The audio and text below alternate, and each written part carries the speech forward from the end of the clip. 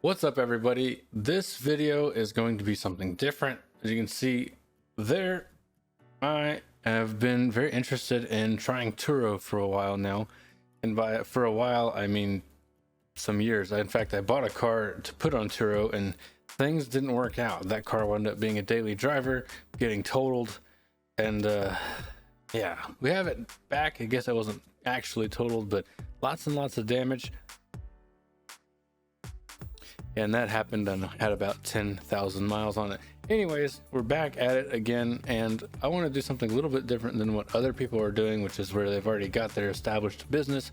They're already doing rentals, when they're talking about their steps or their process. I'm actually going to show the process of finding the cars, and that has proven to be pretty difficult right off the bat. But we're going to learn valuable things throughout, and we will make sure to make note of those to help you if you decide that you want to do the same. So while this might not be an extremely interesting video, it will be interesting, I suppose, to see the steps that we are taking to get this business going, and hopefully you'll be able to watch as we progress along and get it really going. So stay tuned, enjoy, and like, comment, subscribe if you enjoy. All right, what's up, everybody? It's 3:39 in the morning on a Saturday, and we're on our way doing a 3-hour drive to a small town to possibly pick up. We're not gonna buy it just because we're there. We're gonna make sure it's good first. I brought my checklist, but to pick up the 2014 Mazda 2. I got this lady with me. Hello. And so that's what we're doing today. And here, take 3:39 in the morning, pitch black. We're kind of rushing to see this car at the first available time that person had it, because it's 100,000 miles, 2014, clean body, small damage in the front, you'll see, and the side. 2 little dents, a little dent and a little scratch. And yeah, I don't want somebody else to buy it, so I'm going to get it, I think. Anyways, we'll see you later.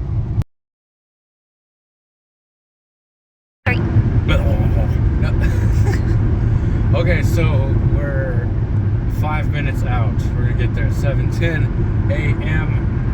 We've averaged 41.5 miles per gallon in the Rio, which is like the worst gas mileage I've ever seen.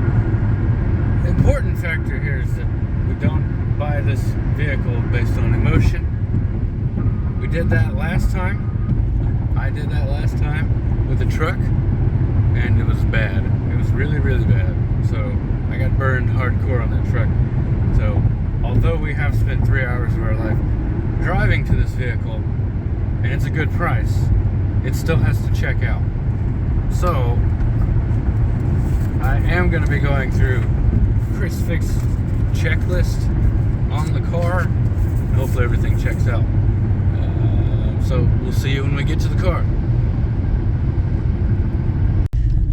We might buy a car, or we might be murdered. Square like a pig, boy.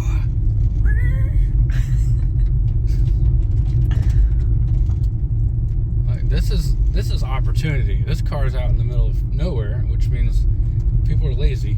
People buying cars are lazy. So I see it as an opportunity. We can do what others are not willing to do. We're gonna drive 3 hours from the main city to a much smaller city, and that could equal profit. I don't know, this qualifies as a city. I mean, there she be. Ooh. These people had a Miata.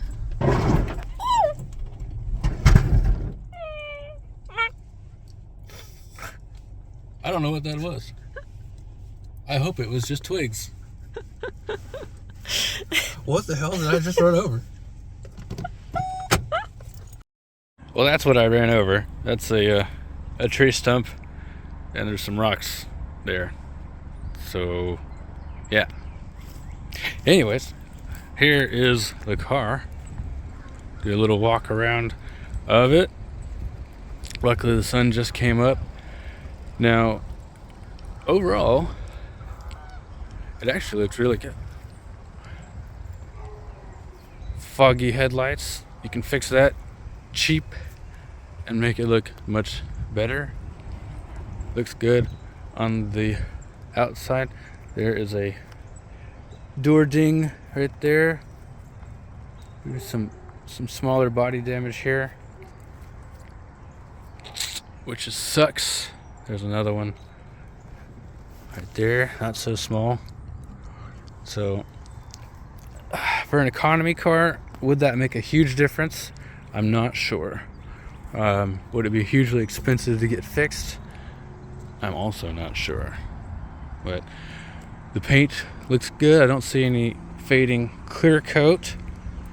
Look at the top. There's a bump here, but it's on the other side as well, so that's factory. I like the little visor mirrors, or the window visors, covers, whatever you want to call them. And when I Carfaxed this car, it told me that it had been in a front end collision early on, and so I knew about this crack from the seller telling me about it. But if you look at this, you can see that there's a bit of a gap there. So this isn't properly attached here. You can see the flex that it has there. And if you go and look at the other side, there's no gap and not nearly as much flex. So it is in a little bit worse shape than I thought cosmetically. But it's about $800 to $1,000 less than what everyone else is asking for it. So let's check out the inside and we'll go from there.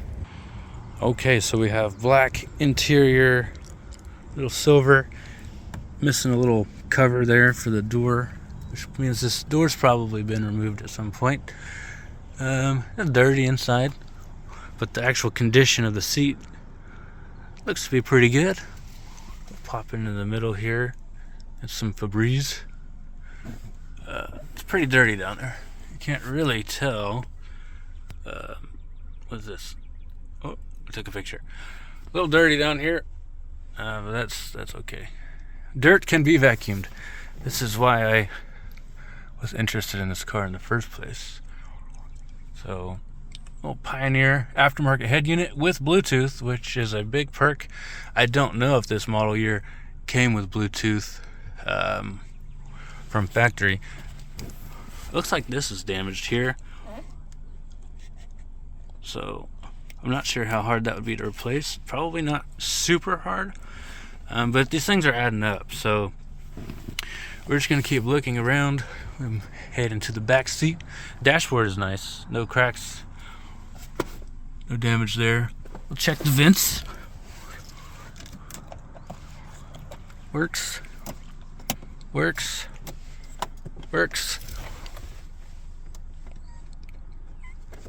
I had it facing the wrong way. That one works too. So, all good. This is the 4-door model, of course, as you noticed, which makes it worth a little bit more. And a better... Actually, maybe these are all 4 doors. Maybe it was the Yaris that only comes in 2-door. Missing the piece there. Again, that may not be anything a renter ever cares about, but if you clean that out, it'll look fine. And back here, it's really dark. Let me see if I can turn the light on. Hold on.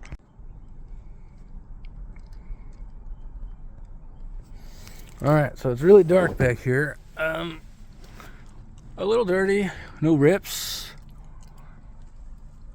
Weird backrest. That's weird. I've never seen that on my back seat before. Look at that. That's just how it's made.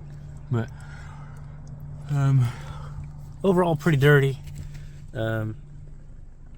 Not like absolutely filthy, but a couple of hours with a vacuum cleaner, this thing can be detailed out, be much nicer. Okay, I guess that's how you pull back the seat. Little trunk. It's a hatchback, so it's not really a trunk, but again, dirty, needs a detail. not filthy, but about what you'd expect from a private sale car, I think.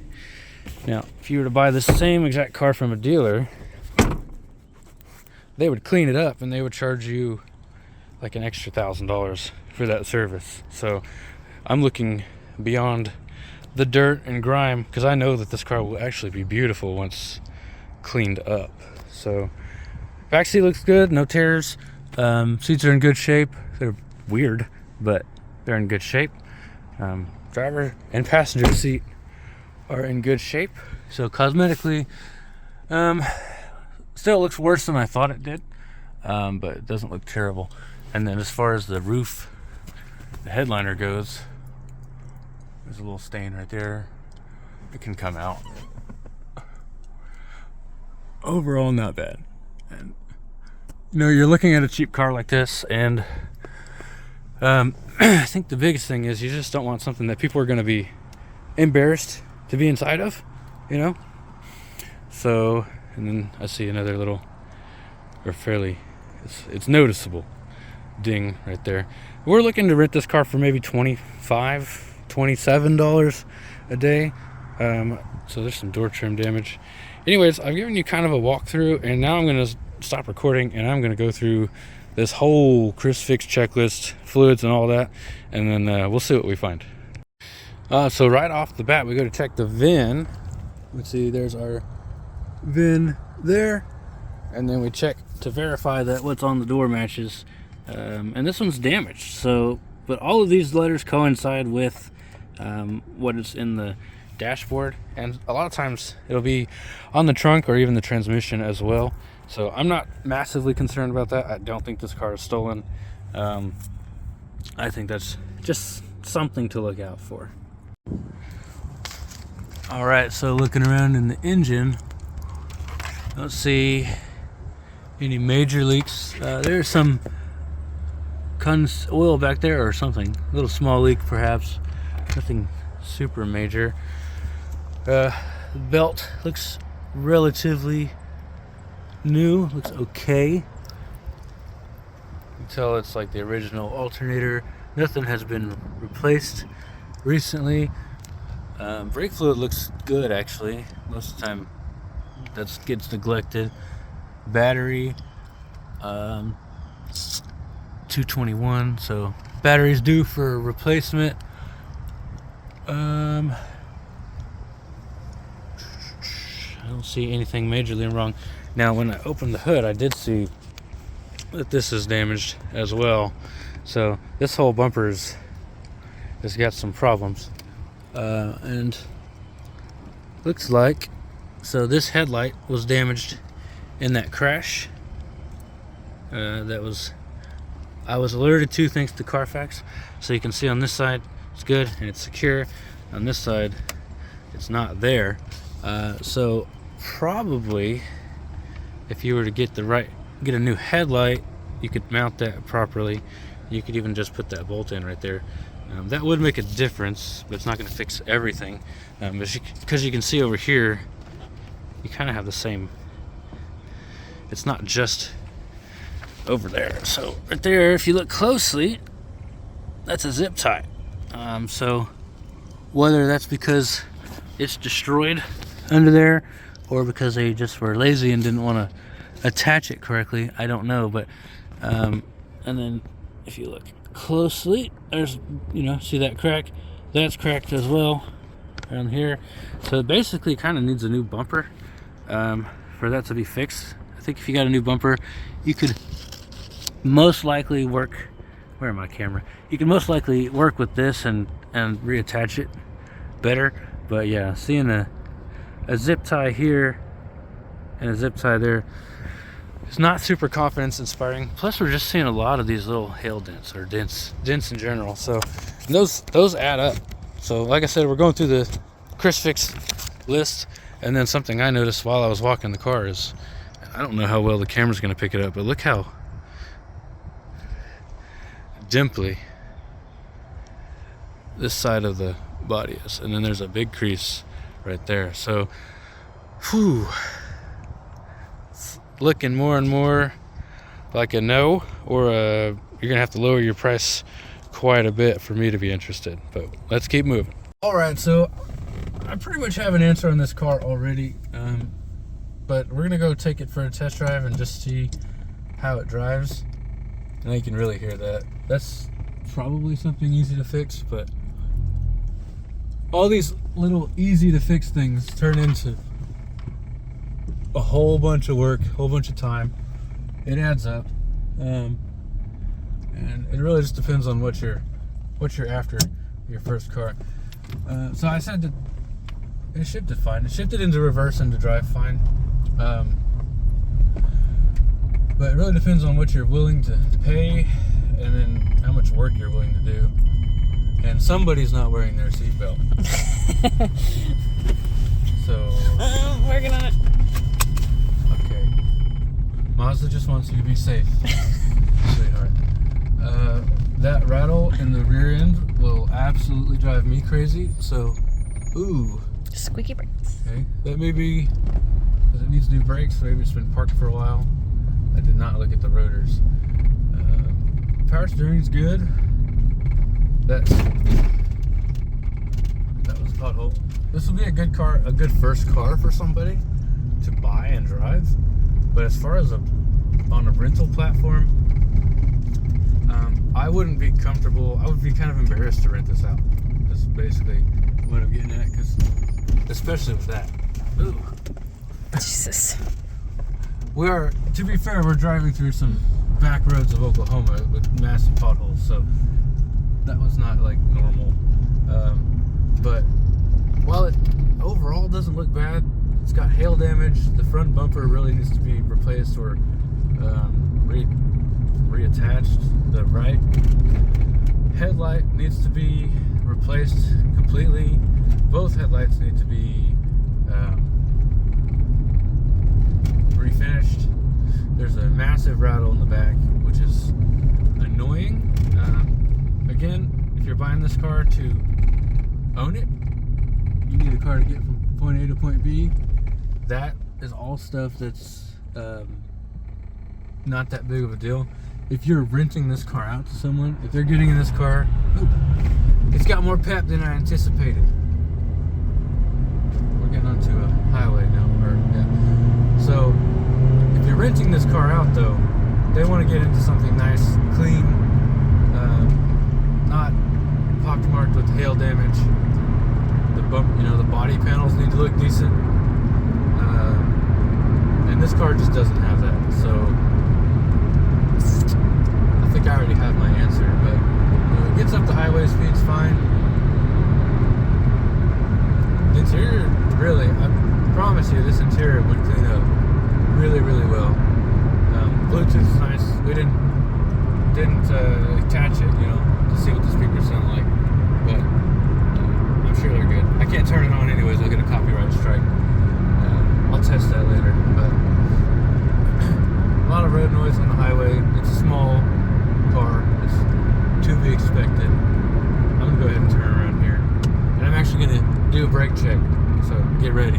You ready? Mm-hmm. All right. So we're going about 43, 2, 1. Yeah. Brakes work great. It actually didn't squeak when I slammed on it. So the brakes car may have just been sitting for a little while and had some crap on it. Just made it squeak. But I don't know that for sure. All the gauges work. The Chris Fix guide was actually really helpful. Checking those things was crucial, but as I was checking those, I saw more things that I had overlooked in the past previously. So obviously I was recording and I was trying to look at both things at the same time, which is not ideal. But when I'm looking through this checklist is when I notice all this hail damage that's up there. When I'm looking at checking the low beams and the high beams is when I notice the damaged headlight. When I'm opening the hood, testing the hood to see if it opens and closes properly, I noticed the front clip of the bumper cover was broken. And then obviously closing the hood, I noticed it doesn't close. So Blue Book for this car is around 5,800, I believe. I'll correct myself if that's not right. Is this where we want to go? Yeah. Blue Book's about 5,800. She's asking 5. Based on the pictures that I saw, it was worth 5 easy. Did not see all of the hail damage. Did see the dent on the left-hand side, but the hail damage wasn't visible. She didn't mention that the bumper was zip tied on the right-hand side, which again, not a major deal. But if you're only getting $1,000 off what Blue Book is, I could go to a dealership today. In fact, there's 2 of them in my dealership, in my city, within 10 miles of where I live, that have this car, that are not going to have hail damage, with similar miles, about $1,000 more, so $6,000. So it's going to be a no from me. What do you say? What's your opinion? I mean, yeah, makes sense to me. Makes sense to her. This thing's peppy. Why are you so peppy?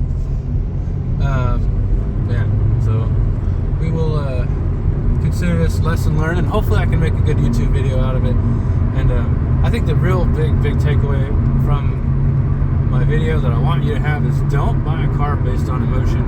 Don't be like, yeah, Turo's the thing, or car flipping's the thing. I'm going to do this. I'm going to make a ton of money. I need to go find a car right now.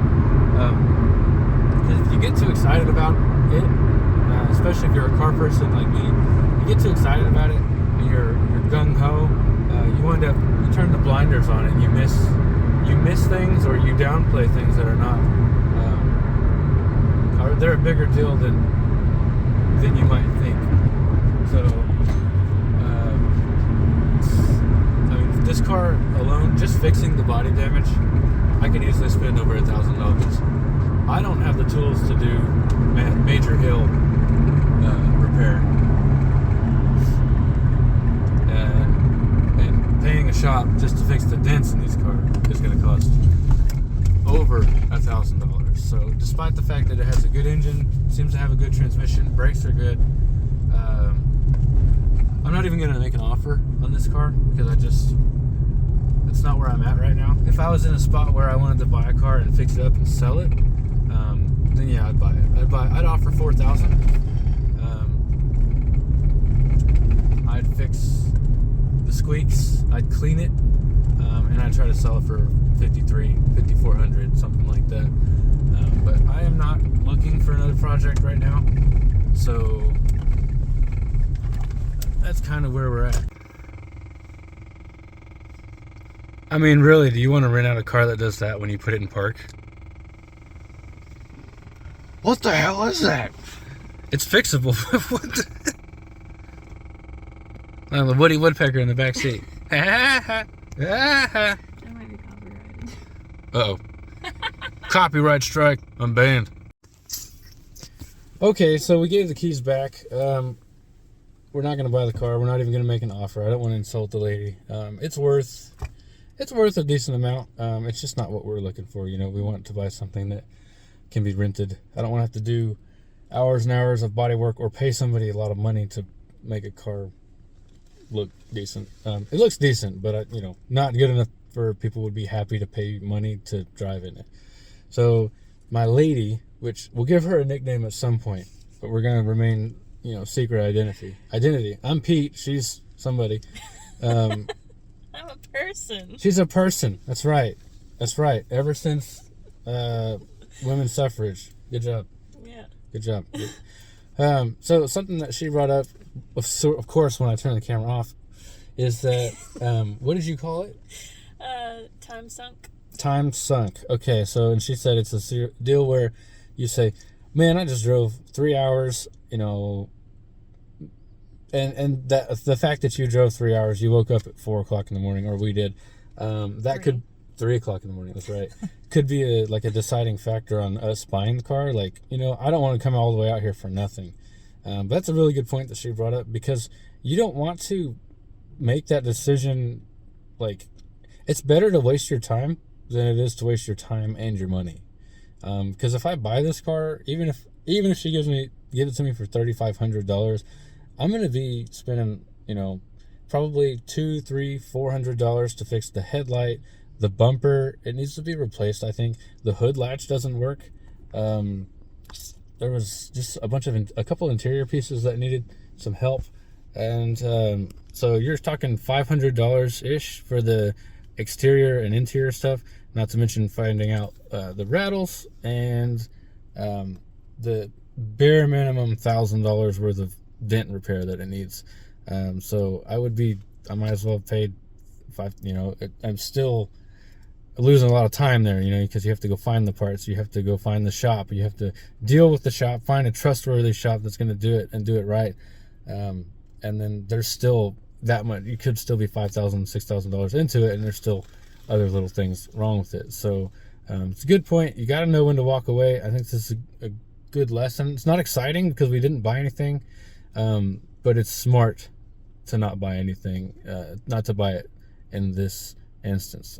Like I said, there's 2 of these cars in my city that have very similar mileage and pristine bodies.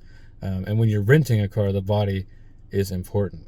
How it looks is important. It's more important than a lot of things. I mean, people will rent cars that are junk, but they look neat, like the Fiat 500. They look cute. Oh my gosh, it's so cute. Did you know those cars aren't rated to go on the highway? Really? They're not legally allowed. They're not recommended to go on the highway in the owner's manual. But people will buy them and of course drive them on the highway, and then they break down at 1,000 miles and they're like, why did my car break down? It's the sunk cost fallacy is what I was thinking.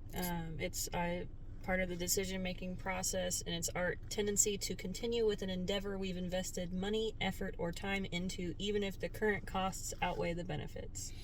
Even if the current costs outweigh the benefits. So, say that again. Our tendency to continue with an endeavor we've invested money, effort, or time into, even if the current costs outweigh the benefits. Yes. So, in layman's term, you would think, well, I came this far, I might as well buy it. And that is not a business decision. That's a emotional decision. That's I don't want to have wasted my time coming all the way out here. So, yeah. I think we'll wrap up the video here. I hope you enjoyed it. Maybe you learned something. I want to give a shout out to my main man, Chris Fix, for his nice little checklist. I will bring a clipboard next time, so I'm not just like flopping these around in the wind and trying to record. Luckily, this person was cool with just letting me check out the car. But yeah, thank you, Chris Fix, for the checklist. Definitely showed me some things. And this isn't the end. We'll find something else. I might actually go buy a car from the dealership because I've got the money. I'm going to go look later. All right, bye.